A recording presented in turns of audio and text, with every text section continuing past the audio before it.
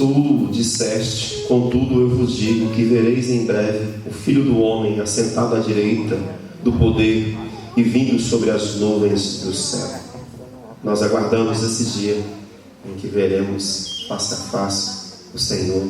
Eu convido então aqueles que adoram então nosso Senhor vitorioso. Vamos colocar em pé. Que a paz e a graça do Senhor nos ajude, continue nos sustentando nesses dias. Vamos orar. Soberano Deus, nós queremos te agradecer porque o Senhor nos deu uma semana tão abençoada. E agora, Deus, o Senhor já preparou essa semana. Obrigado por este dia, que o Senhor possa investir em nós, Senhor. Faça o teu querer em nossas vidas, Senhor. Também tira, ó Deus, aqui as preocupações com a segunda-feira, com, ó Deus, as atividades que queremos que promover. Que, ó Deus, os nossos corações não as alcance agora, mas que, Deus, pelos olhos da fé, possamos alcançar a Ti, Senhor. Que tudo o que fizermos aqui seja mesmo, Deus, para adorar Jesus Cristo. Amém. Que Ele seja o centro deste momento, Pai. Amém. Que os louvores, que as orações, que a Tua palavra que for pregada aqui, testemunho, Deus, que Cristo Jesus é o centro das nossas vidas. Amém. E é por Ele, no meio dele, que nós desejamos viver. Aquieta a nossa alma, Senhor, com as nossas preocupações, Senhor. Traga, Senhor, a Tua paz sobre nós, a Tua graça, Senhor, e nos ajuda, ó Deus, em nome de Jesus aqui, a vivermos, ó Deus, por fé. Abençoe todo o Teu povo. Nós oramos, ó Pai, por nossa cidade, rogamos ao Senhor proteção, saúde, Senhor. Pedimos ao Senhor que o Senhor esteja curando essas pessoas que estão com a Covid, também aquelas que necessitam do cuidado do Senhor em outras áreas, que o Senhor esteja derramando, ó Deus, o Teu bálsamo sobre as Tuas vidas. Nós apresentamos as nossas famílias, o Teu povo, no nome de Jesus. Amém. Vamos abrir a palavra de Deus agora em Apocalipse, capítulo 21. Apocalipse, capítulo 21. Nós vamos ler do verso 1 até o verso de número 10. Apocalipse, capítulo 21, de 1 a 10. E eu convido os irmãos a fazer uma leitura participativa, tá? Apocalipse é um livro, o capítulo é o capítulo 21. Eu vou ler o verso 1 e vocês poderão me ajudar na leitura dos demais. Apocalipse, capítulo 21, de 1 a 10. Amém? E eu vi um novo céu e uma nova terra, porque o primeiro céu e a primeira terra já haviam passado, e não havia mais mar. Vi também a cidade santa, a nova Jerusalém, que descia do céu, da parte de Deus, ataviada como noiva, adornada para o seu esposo. Ouvi uma forte voz que vinha do trono e dizia: agora o tabernáculo de Deus está com os homens, com os quais ele viverá. Eles serão os seus povos. O próprio Deus estará com eles e será o seu Deus. E Deus limpará de seus olhos toda a lágrima, e não haverá mais morte, nem pranto, nem clamor, nem dor, porque já as primeiras coisas são passadas. Aquele que estava sentado no trono disse: agora faço nova todas as coisas. E também me disse: escreva isto, pois essas palavras são verdadeiras e merecem confiança. E disse-me mais: está cumprido. Eu sou o Alfa e o Ômega, o princípio e o fim. A quem quer que tiver sede, de graça lhe darei da fonte da água da vida. Aquele que vencer entrará nestas coisas, e eu serei seu Deus, e ele será meu Deus. Mas os covardes, os incrédulos, os depravados, os assassinos, os que cometem imoralidade sexual, os que praticam feitiçaria, os idólatras e todos os mentirosos, o lugar deles será no lago de fogo que arde com enxofre. Esta é a segunda morte. E veio a mim um dos 7 anjos que tinham as 7 taças cheias das últimas 7 pragas, e falou comigo dizendo: vem, mostrarei-te a esposa, a mulher do Cordeiro. E levou-me em espírito a um grande e alto monte, e mostrou-me a grande cidade, a Santa Jerusalém, que de Deus descia do céu. Amém? Podem se sentar. Queridos, então, esse texto nos mostra para quem nós devemos olhar nesses dias. Nós precisamos lembrar que nós somos forasteiros e peregrinos. A nossa cidadania é a cidadania dos céus. E como diz as Escrituras, nós precisamos então andar aqui por fé, tendo essa certeza de que essas coisas irão passar. O céu, a terra, o mar. E aqui em santas promessas, por exemplo, que o próprio Deus será o nosso templo. Nós não necessitaremos mais aqui de lugares como esse. O Senhor será o templo. Esse texto também nos diz aqui essa promessa em que Ele irá acabar com todo o nosso sofrimento. Irmãos, eu sei que nós desejamos ter casas, carros, bens, mas irmãos, esse é o bem mais precioso que nós, os crentes, aguardamos. Esse encontro com o noivo, este encontro com o próprio Deus, que nós possamos então viver com essa convicção, que Deus continue nos fortalecendo nesses dias e que os nossos corações não venham se apegar aqui a este mundo, mas que o nosso coração, todo o nosso ser esteja mesmo na pessoa de Jesus Cristo, porque aquele que está em Cristo desfrutará de tudo isso aqui, de todas essas promessas aqui de Apocalipse, capítulo 21. Nós vamos trazer agora alguns comunicados. Eu quero fazer um desafio para os irmãos, que eu já fiz hoje pela manhã. Os irmãos da Ação Social estão construindo uma casa lá na comunidade da Escadinha.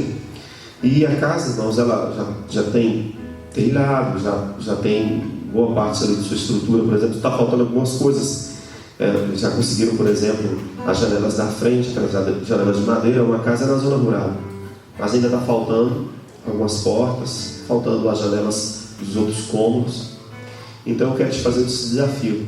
Talvez você tenha na sua casa materiais que você gostaria de doar. Seria muito bom. Por exemplo, a gente necessita de piso, necessitamos, por exemplo, de pintura, sem contar a mão de obra também, porque nós não fazemos isso, né? Então a gente vai ter que pagar alguém. Então depois você procura aí a irmã Linda, os irmãos da Ação Social. Essa semana mesmo eu pretendo, em nome de Jesus, concluir lá a instalação elétrica, né? A gente está lá dando a luz lá, então está ficando bem bonitinho já. E graças a Deus alguns irmãos contribuíram, né? Doaram algumas coisas, então vale a pena. Eu pela manhã até comentei que lá não tem chuveiro ainda. Aí de repente você foi lá e comprou um chuveirão daqueles bonito, grande e tal, tirou aquele seu branquinho Lorenzetti. Então, se estiver funcionando, pode procurar, seria bom a gente instalar lá para eles e tudo. Então, eu gostaria, irmãos, porque isso é uma coisa maravilhosa, né? A gente faz para Deus, né? Então, eu gostaria que você, então, que tem esse interesse, nos procure, porque os recursos são escassos, né? Lá mesmo está no contrapiso, então está faltando essas coisas que eu mencionei aqui. Está faltando, por exemplo, uma pia na cozinha. Eu não me lembro agora, não lembro se está faltando ainda vaso sanitário, pia de banheiro.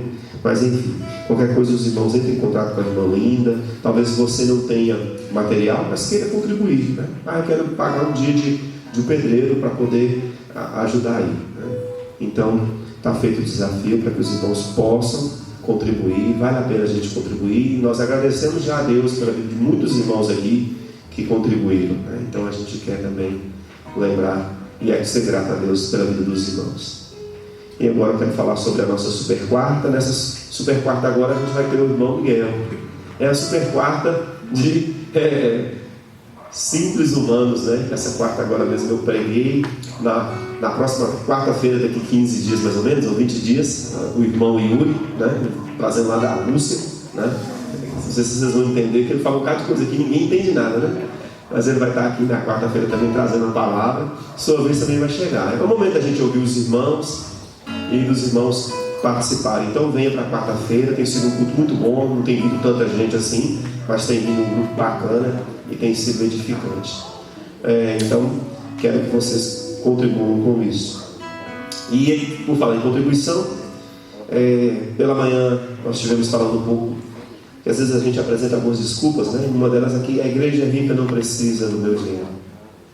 E às vezes nós entramos, irmãos, e saímos da casa de Deus e não participamos. Não participamos com oração, não participamos cantando, não participamos ouvindo a palavra de Deus e também não participamos contribuindo. Tudo isso que está ao seu redor foi a doação de irmãos. É a doação de irmãos no louvor, é a doação de irmãos pregando, é a doação de irmãos cantando, é a doação de irmãos sustentando. Então as Escrituras nos desafiam a entender que melhor coisa é dar do que receber. E eu entendo plenamente que aquele que é cristão, ele precisa obedecer isso e dar cada vez mais a sua vida, o seu sustento na obra de Deus. Por isso, nós vamos agora orar, consagrando o Senhor esse momento. Esse é um momento específico dos membros desta igreja, é uma coisa que a gente sempre repete aqui, porque esse é o nosso alvo. Nós não queremos constranger ninguém que nos visita, mas nós queremos dizer que é dever nosso e que é melhor coisa dar do que receber. Então, esse é o momento de adorarmos ao Senhor com os nossos dízimos e ofertas. Eu quero orar por você então. Soberano Deus, em nome de Jesus, quero apresentar ao Senhor o teu povo, o teu rebanho, que possamos de fato sermos desprendidos, ó Deus, e participar, doar as nossas vozes, doar, ó Deus, aqui as nossas mãos, a tua obra, doar, ó Deus, os nossos sustentos, e que possamos levar, ó Deus, de fato, à prática, Pai, aqui essa promessa, que a melhor coisa é dar do que receber. Que o Senhor superabunde agora as tuas bênçãos sobre a vida daqueles que vieram preparados com seus dízimos e ofertas, e também sobre a vida daqueles que ainda não fazem, Senhor. Que o Senhor possa, Deus mesmo, rasgar os nossos corações, para que possamos ser liberais e contribuirmos com a tua obra. Queremos apresentar o teu povo no nome de Jesus. Amém. Assim, aquele que veio preparado, ao som desse canto, nós vamos então estar ofertando a Deus.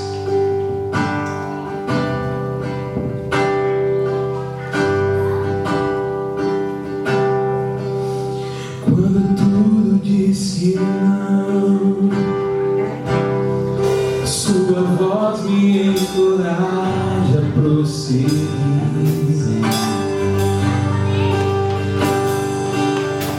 Quando tudo diz que não, ou parece que o mar não vai se abrir, eu sei que eu não estou só. O que dizem sobre mim não pode se frustrar. Você pode se colocar de pé no seu lugar nesse momento? Venha em meu favor e cumpra em mim seu querer. Deus o impossível desistiu de mim. Sua testa me sustenta e me faz prevalecer. Deus o impossível desistiu de mim. Sua testa me sustenta e me faz prevalecer. Deus o impossível. Quando tudo diz que não, quando tudo diz que não, Sua voz me encoraja a prosseguir. quando tudo diz que não, ou parece que o mar não vai se abrir, eu sei que eu não estou só.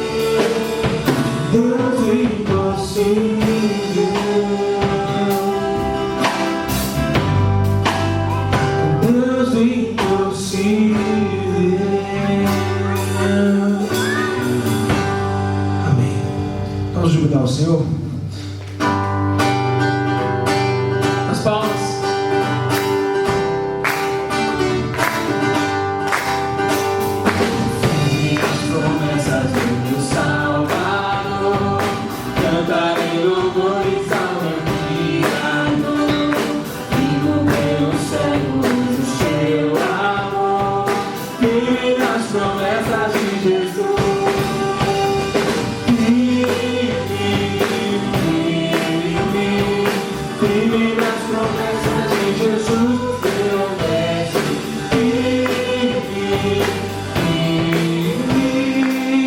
Sim, firme nas promessas de Jesus. Firme nas promessas do Senhor Jesus. Minha avó ligada com a sua cruz, cada dia mais além do milagre. Firme nas promessas de Jesus.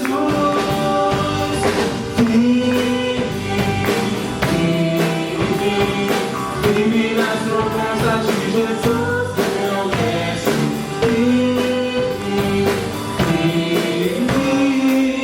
Sim, firme nas promessas de Jesus. Já refiz a glória eterna de Jesus, o rei dos reis, velhos vivos e seguros, que ama suas leis, e faz a sua vida, mas se mostram cada vez. O rei de Jesus. Glória, glória, aleluia. Glória, glória, aleluia. Glória, glória, aleluia. Vencendo o rei Jesus. Vou me autorizar as ações a de julgar todos os grandes e pequenos, o juiz não ficará. Os meninos triunfantes tem por onde cantar. Ensino tem Jesus. Glória, glória, aleluia. Glória, glória, aleluia. Glória, glória, aleluia. Ensino tem. Só a bateria, voz. Glória, glória, aleluia. Glória, glória, aleluia. Glória, glória, aleluia. Ensino pra fechar. Glória, glória, aleluia. Glória, glória, aleluia. Glória, glória, aleluia. Ensino tem Jesus. Ensino tem Jesus. Ensino tem Jesus.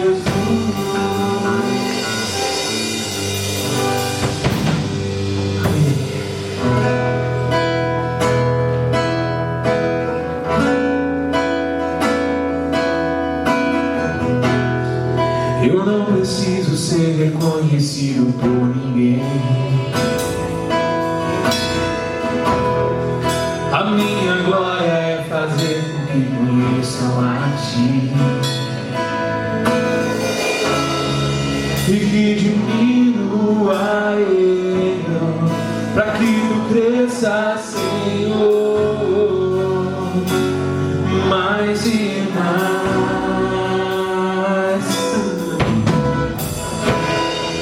E como serafins que cobrem o rosto ante a Ti, e sonda o rosto pra que vejam Tua face em mim. E que diminua eu, pra que Tu cresça, Senhor, mais e mais. O Santo dos Santos, a fumaça me esconde, só Teus olhos me veem. Debaixo de Tuas asas é o meu amigo, no lugar secreto, só Tua graça me basta, Tua presença é o meu prazer.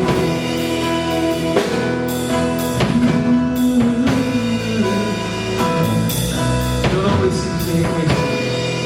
Eu não preciso ser reconhecido por ninguém. A minha glória é fazer com que conheçam a Ti, Senhor. E que diminua eu, pra que eu cresça, Senhor.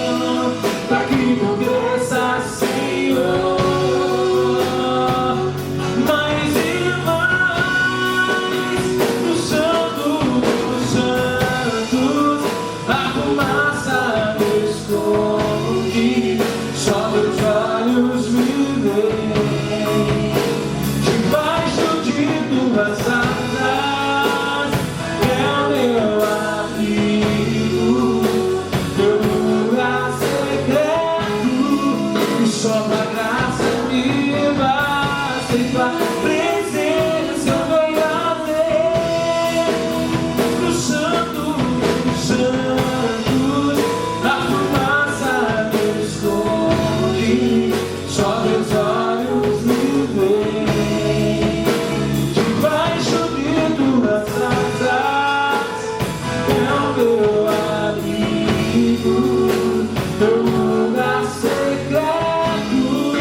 Só tua graça me basta, tua presença é meu prazer. Só tua graça me basta, tua presença é o meu prazer.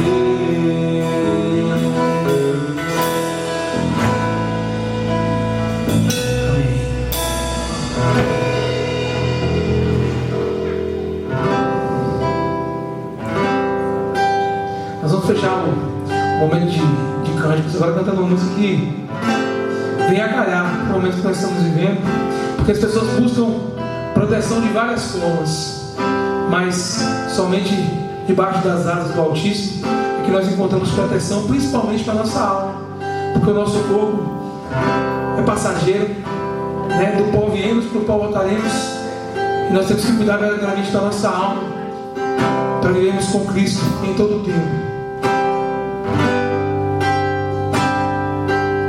Senhor, Tu és minha esperança, és o meu refúgio, minha segurança.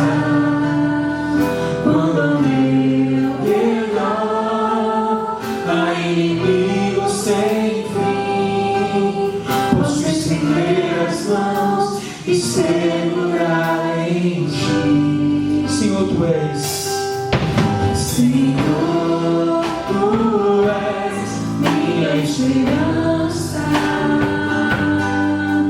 és o meu refúgio, minha segurança.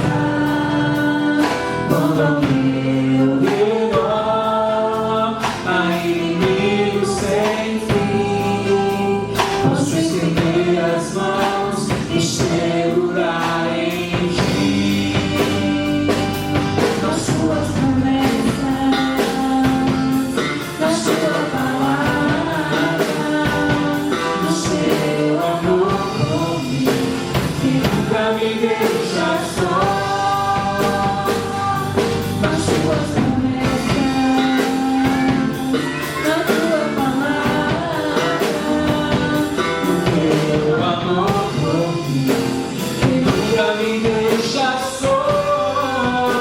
Na sombra de Tuas asas eu posso descansar, e sobre as Suas penas mal algum me alcançará. Tu és minha morada, ó Altíssimo. Livra-me, Senhor, pois a Ti me apeguei com amor. Nas Suas promessas, nas Suas promessas, na Tua palavra, no Teu amor por mim, que nunca me deixa só.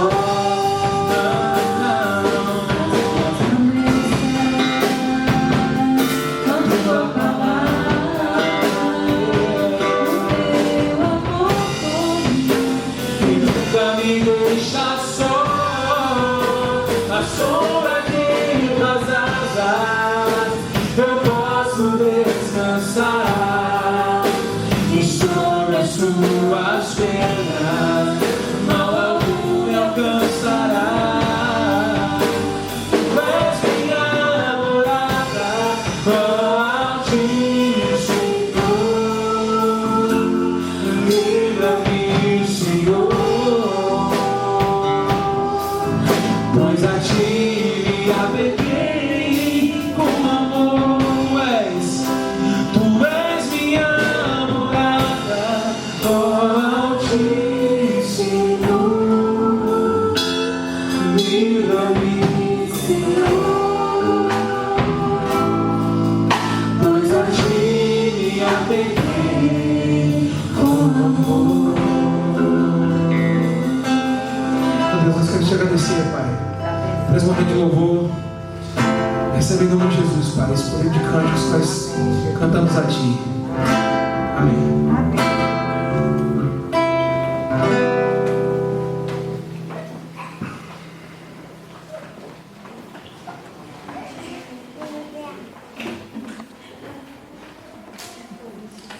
Amém. Muito bom adorarmos a Deus com cânticos bíblicos, né? Que nos trazem. Ouvindo esse último cântico mesmo, lembrei de Boaz, se referindo a Ruth, né? O Altíssimo te abençoou, né? E à sombra das tuas asas você encontrou socorro. É um texto maravilhoso.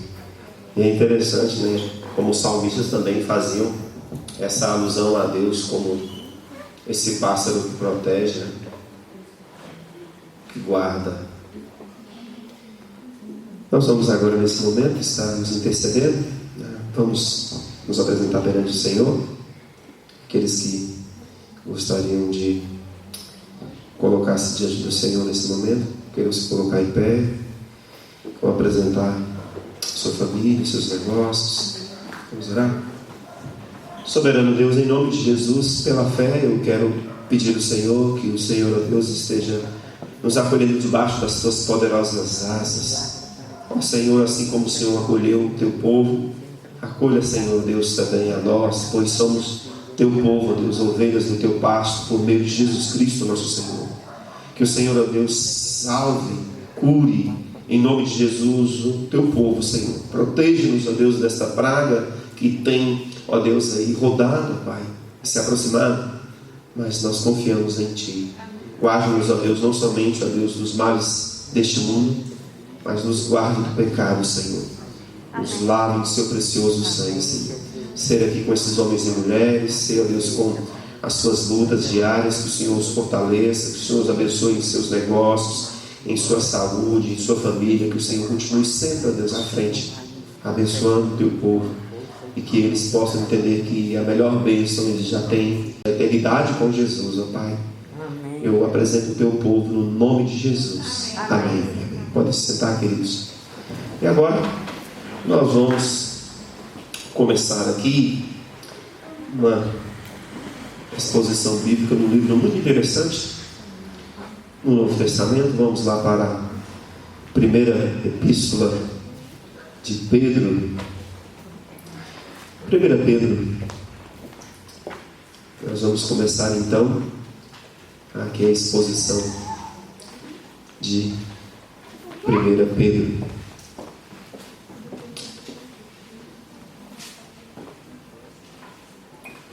Primeira Pedro é uma carta pequena, mas é uma carta muito sublime, e a gente hoje então vai trabalhar um pouquinho aqui com 1 Pedro. Amém? Vamos colocar em pé?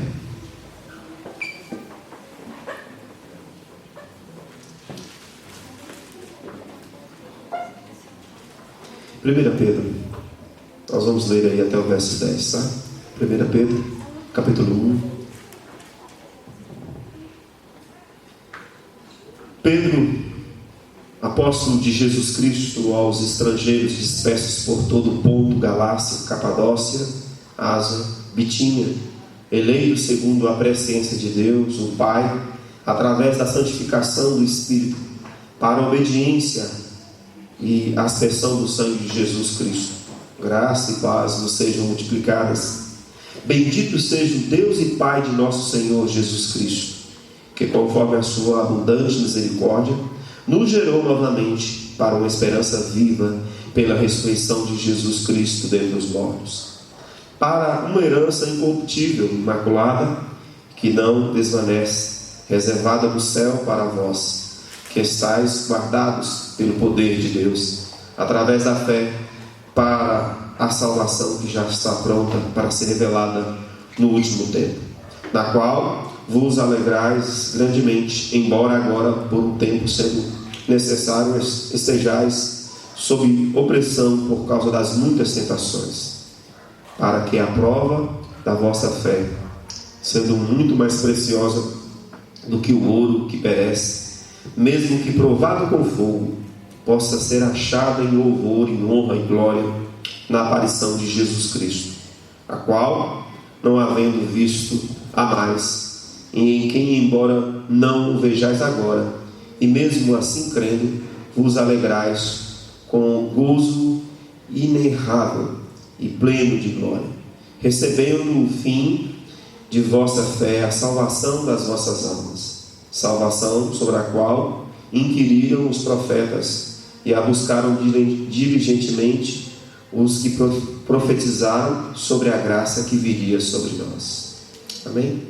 Soberano, amado Pai, nos ajude, Senhor, que ao longo do estudo desta carta tão preciosa, a fortalecer a nossa fé e que possamos nos manter firmes aqui, Senhor Deus. Em nome de Jesus, ó Deus, assim como o Senhor, ó Deus, purificou a sua igreja ao longo dos anos, purifique as nossas vidas também. Que as nossas provas e tentações, Senhor, nos façam mais fortes, ó Deus, e que possamos nos refugiar em Ti. No nome de Jesus. Amém. Podem se sentar, queridos. Nós vamos então começar trabalhando aqui esta carta do apóstolo Pedro. E há uma lição muito preciosa para as nossas vidas. O contexto aqui de 1 Pedro é realmente de perseguição à igreja cristã. A igreja estava sendo perseguida. Pedro estava provavelmente em Roma. E naquele contexto em que Nero, aquele imperador que ateou fogo em Roma, ele acusou os cristãos de terem ateado fogo em Roma, e assim ele começou a perseguir a igreja. Nero provavelmente é aquele que manda decapitar Paulo e depois crucificar Pedro de cabeça para baixo.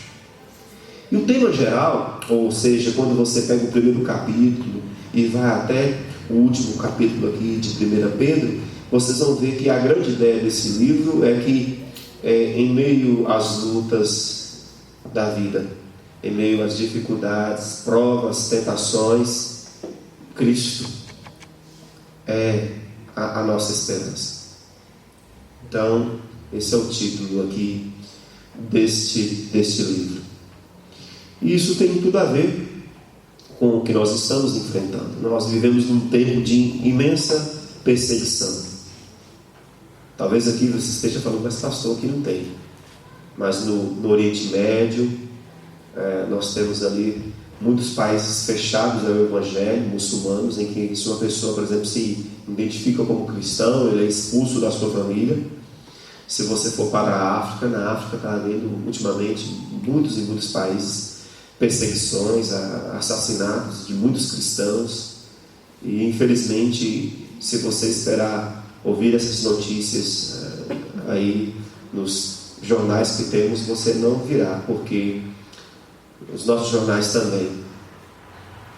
também têm nos perseguido.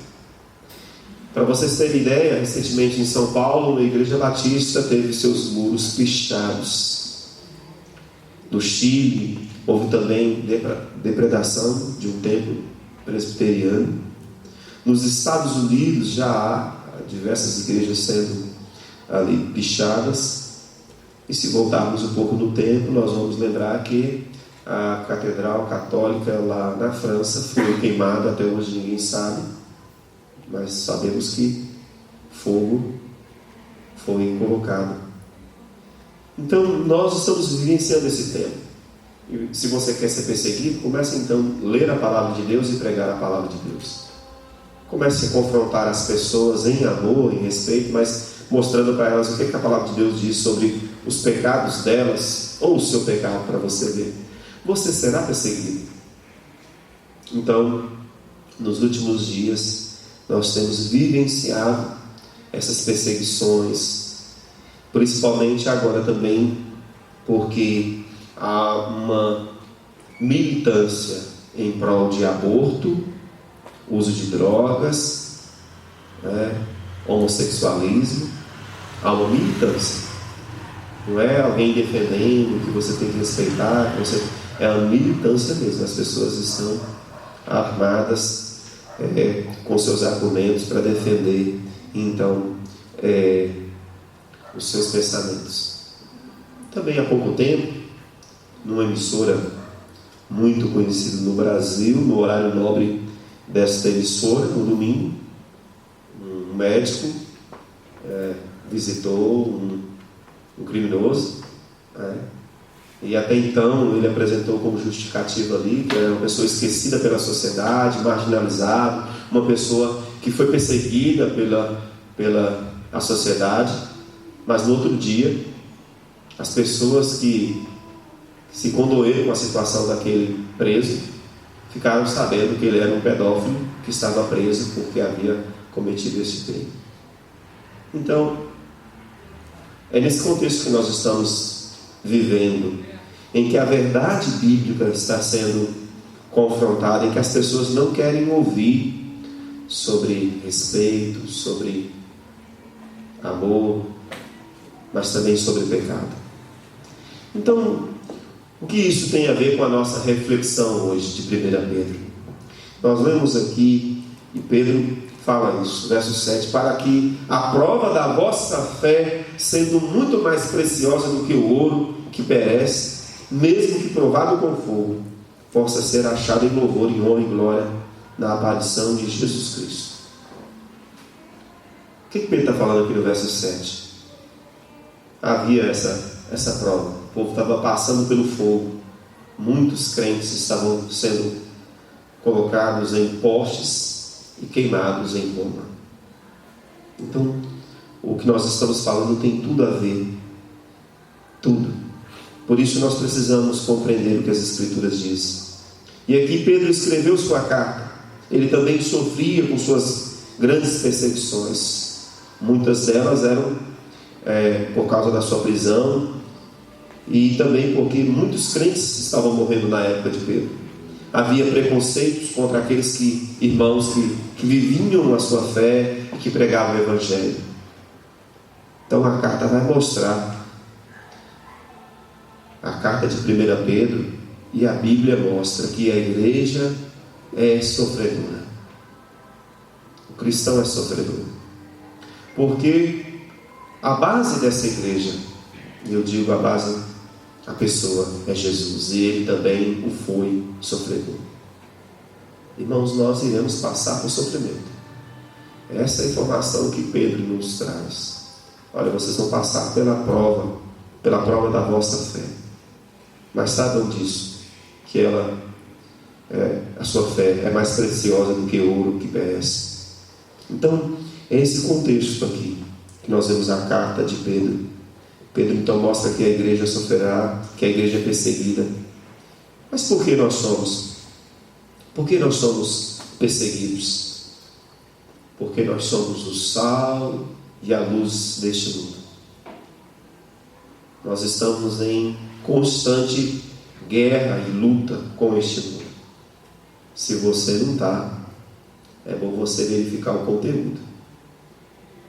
E aqui nós vemos então, também Pedro vai trabalhar muito outra coisa, a razão de estarmos aqui em constante guerra com este mundo.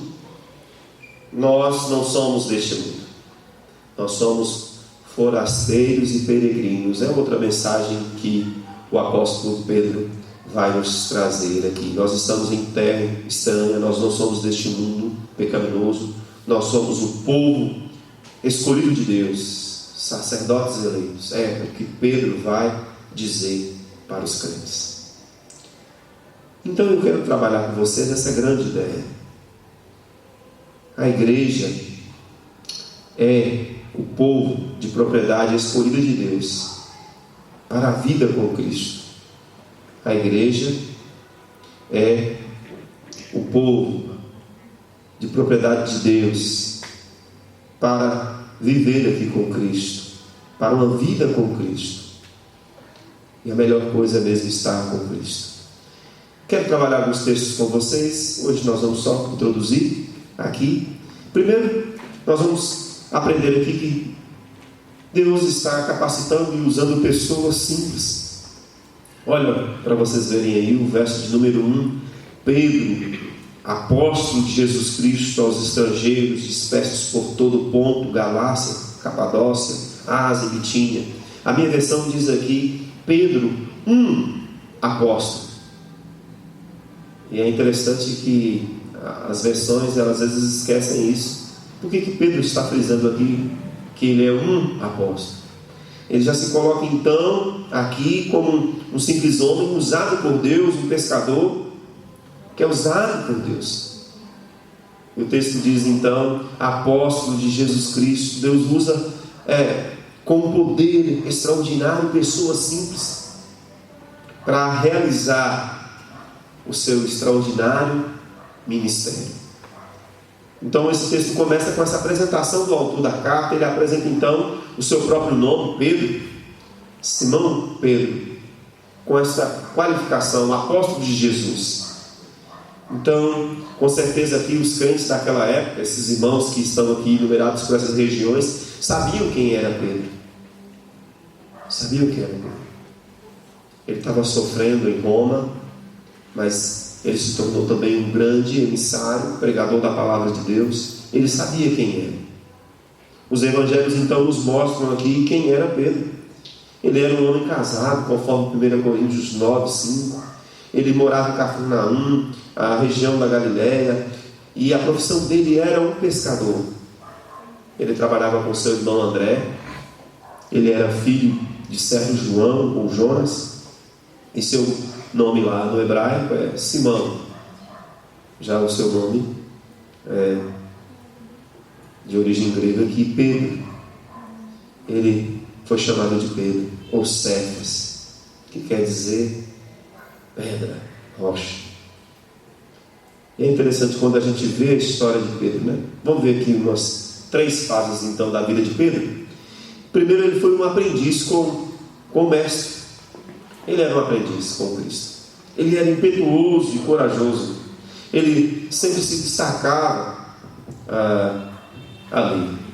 Nós lembramos, por exemplo, né, quando Jesus aparece ali, depois de um tempo no mar, e eles não tinham pescado, mas ele vê Jesus então andando sobre as águas. Ele prontamente, ali em Mateus, nós percebemos que ele vai até Jesus. Claro que ele depois afunda, mas ele é aquele que sai do barco para ir até Jesus. Nós lembramos também que depois ele negou a Jesus, lá em Mateus 26 fala isso. Mas um detalhe que eu acho interessante naquela narrativa de Mateus é que ele, nas 3 ocasiões, foi identificado como seguidor de Cristo, enquanto os outros estavam dispersos. Então, depois da ressurreição, Pedro mudou totalmente. Ele provou novamente aqui o seu coração e agora ele vivia então por isso. Pedro foi impactado. Quando a gente lê, por exemplo, a narrativa de João é aqui aquele que sai à frente de Pedro, correndo para ir para o túmulo, mas chegando lá no túmulo, quem entra primeiro é Pedro. Olha aí, quem é que sempre sai na frente? Pedro é que entra no túmulo.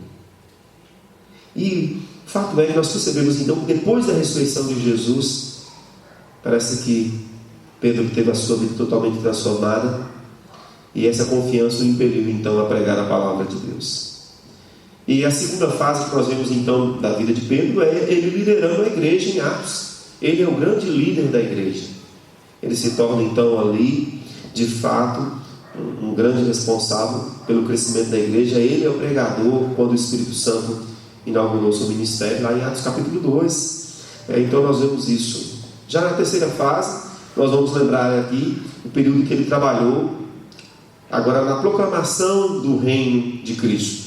E aí a gente vê as epístolas. A maioria dos teólogos diz que, por exemplo, Marcos é o primeiro dos evangelhos. João Marcos, ele se tornou o grande companheiro de Pedro E foi João Marcos que escreveu ali o seu evangelho, ouvindo Pedro. Então veja o que Deus faz e como Deus faz na vida de uma pessoa. E isso é algo maravilhoso. Pedro, esse pescador humilde, se entrega ao trabalho de Cristo Jesus e ele vai aos limites proclamando a palavra de Deus.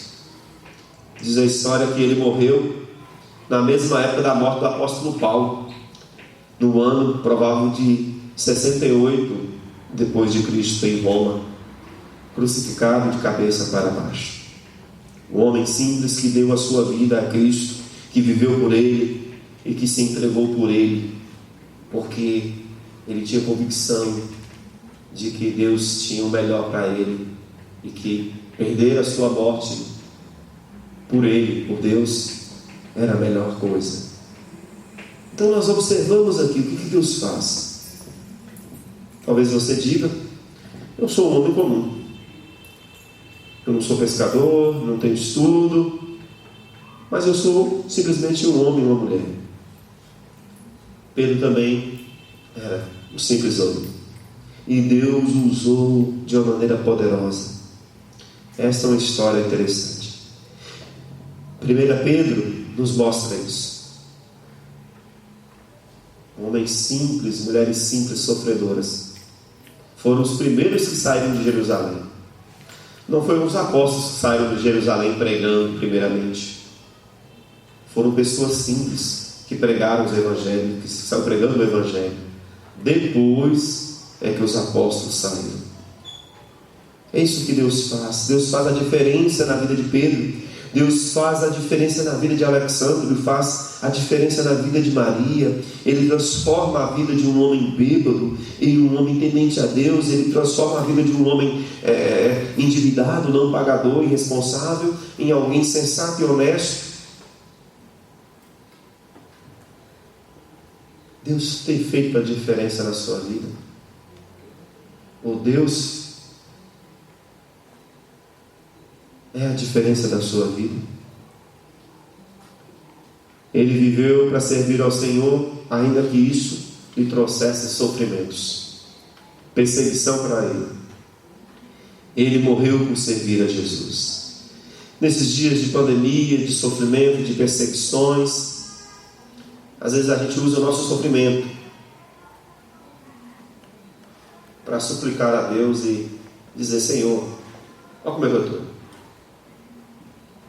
Enquanto nós deveríamos nos apresentar perante o Senhor: Senhor, quero servir o Senhor em meu sofrimento, em minha luta, em minha perseguição. Eu quero continuar temendo o Senhor. Pedro foi até os limites do mundo daquela época, proclamando o Evangelho. Ele foi para o centro do mundo daquela época, proclamando o Evangelho. Até onde você foi? Quando Pedro, aqui no verso 1, fala dessas regiões, ele fala de regiões como se ele as conhecesse.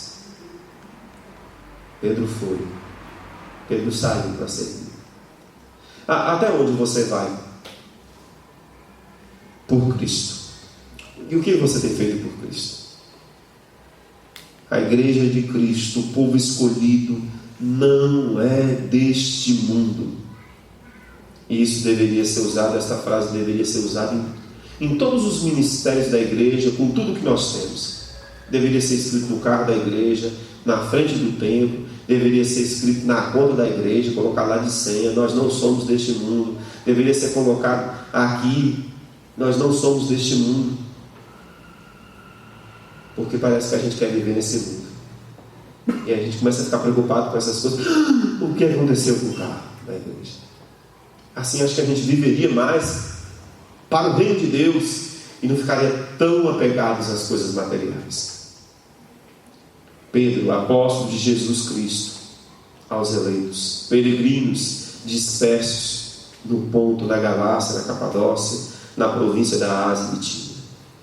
Pedro é um exemplo para nós. Pedro escreve aos eleitos de Deus. Quem são eles? Quem são aí Esses eleitos, os eleitos são os crentes, aqueles que são salvos pela fé em Jesus Cristo. Em análise, esses eleitos somos vocês e eu. São todos aqueles que creem em Jesus Cristo pela fé. Em meio a este mundo pecaminoso, Deus conhece todas as coisas, inclusive de forma antecipada. Deus sabe quem são aqueles que crerão em seu nome. Mas lembrando mais uma vez, essa ligação, a fé vem pelo ouvir a palavra de Deus, e a eleição de Deus sempre é baseada em confiança nele. Mas sabemos que a fé é um dom de Deus. E aí nós vemos essa expressão aqui, né? Presciência, pré-conhecimento, que inegavelmente não anula, né? Pelo contrário, caminha no mesmo caminho aqui da predestinação, que não tem nada a ver com o que você talvez escute em outro lugar. Mas é isso. Deus sabe, conhece, senão não seria Deus. Então, Pedro está escrevendo a esses eleitos, e essas palavras nos dizem então que Deus sabe todas as coisas antes mesmo que elas aconteçam, e Deus sabe que hoje você está aqui, Deus sabe do que a igreja iria passar, Deus sabe do que você está passando, Deus sabe do que você irá passar, mas mesmo assim Ele nos escolheu e Ele sabe. E é por isso que o verso 7 surge mais uma vez.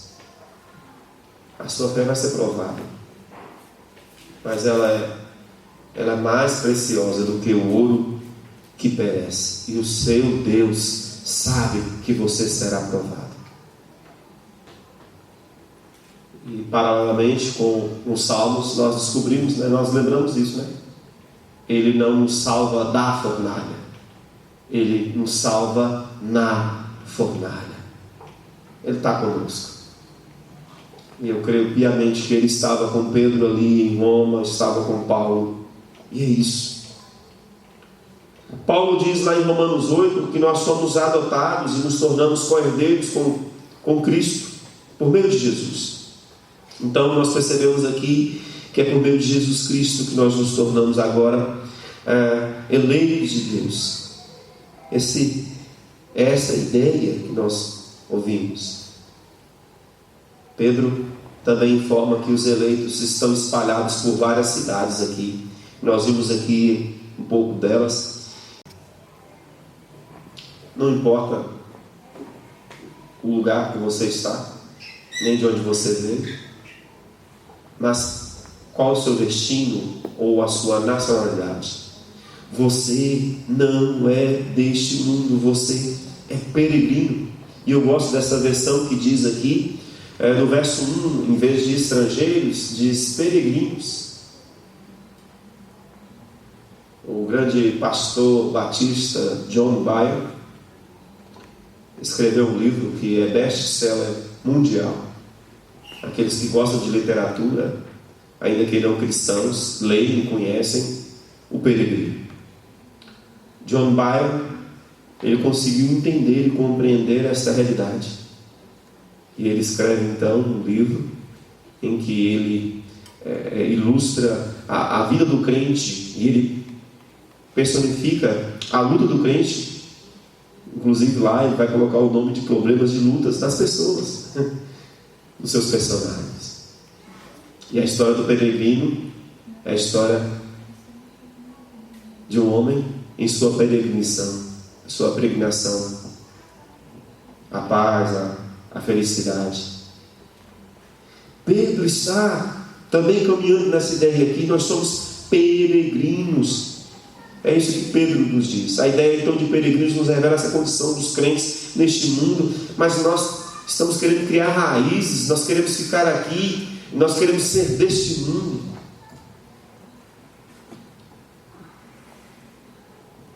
Primeira Pedro 1 nos diz isso.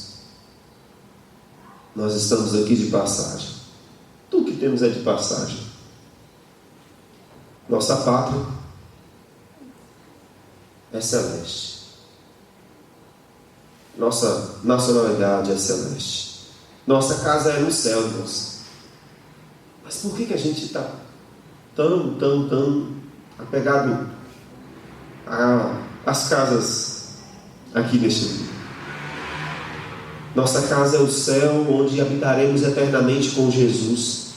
Quando nos encontrarmos com Ele, e talvez na sua cabeça, todo o texto lido aqui é lido de uma maneira aleatória, imprevista, mas não é não. Nós começamos o culto lendo Apocalipse 21, que também vai nessa mesma direção. O primeiro céu, a primeira terra, o mar já não mais existe. E João testemunha, mas vi descer do céu a cidade santa, a nova Jerusalém. E ele fala, até o nosso sofrimento, ele vai enxugar dos nossos rostos toda lágrima. Mas por que a gente não quer ir para esse lugar maravilhoso que é descrito em Apocalipse 21? Porque nós achamos que o que nós estamos vendo aqui é mais belo, é mais pleno e satisfatório do que aquilo que nos aguarda na eternidade. Pedro estava dizendo isso para a igreja porque a igreja estava sendo perseguida. Entende? Lembre-se disso, verso 7. Para que a prova da vossa fé, sendo muito mais preciosa do que o ouro que perece, mesmo que provado com fogo, possa ser achada em louvor, em honra e glória na aparição de Jesus Cristo. Era isso que Pedro tinha em mente. Nós somos peregrinos aqui, nossa casa é o céu. E nessa visão de que o que nos aguarda é muito melhor, Paulo fala lá em 1 Coríntios 2, 9, que aquilo que o olho não viu, nem olhos viram, nem ouvidos ouviram, nem jamais penetrou em coração humano, que Deus tem preparado para aqueles que o amam. Então, lembre-se disso, você é peregrino e forasteiro aqui. Agora, o propósito da escolha, então, é a vida obediente e pura. O verso 2 diz assim: escolhidos, eleitos, segundo o pré-conhecimento de Deus, ou sua presciência, pela obra santificadora do Espírito, para a obediência a Jesus Cristo e a aspersão do seu sangue, graça e paz lhes sejam multiplicadas. Aqui nós vemos então o propósito dessa escolha, ou seja, Deus nos escolheu com o fim, com o propósito de sermos aqui obedientes a Jesus. Parece que Pedro então queria dizer que Deus escolheu pessoas para a salvação, ainda na eternidade, pela obra santificadora do Espírito. Mais uma vez nós vemos aqui Deus então declarando que Ele vai salvar aqueles que, por meio do Espírito, se entregam a Jesus. É por isso que alguém vai ser lançado no inferno, porque ele rejeitou o Espírito. Ele rejeitou o Espírito. Mas o propósito então da nossa eleição, da nossa salvação. Vamos ficar todo mundo aqui quietinho aqui, está maravilhoso, eu estou salvo. Não, é obedecer a Cristo, é servir a Cristo. Era isso que Pedro estava dizendo em palavras, mas também com a sua vida. Pedro queria dizer que Deus nos escolheu por meio do seu Santo Espírito agora para uma vida de santificação e transformação. Essa expressão é cheia de significado. Ela se refere então ao fato de que o crente é declarado santo por sua fé em Jesus, mas também pode significar um processo que ele vai se submeter dia após dia. Senhor, me santifica, me transforma, me renova, eu quero me parecer mais com Jesus.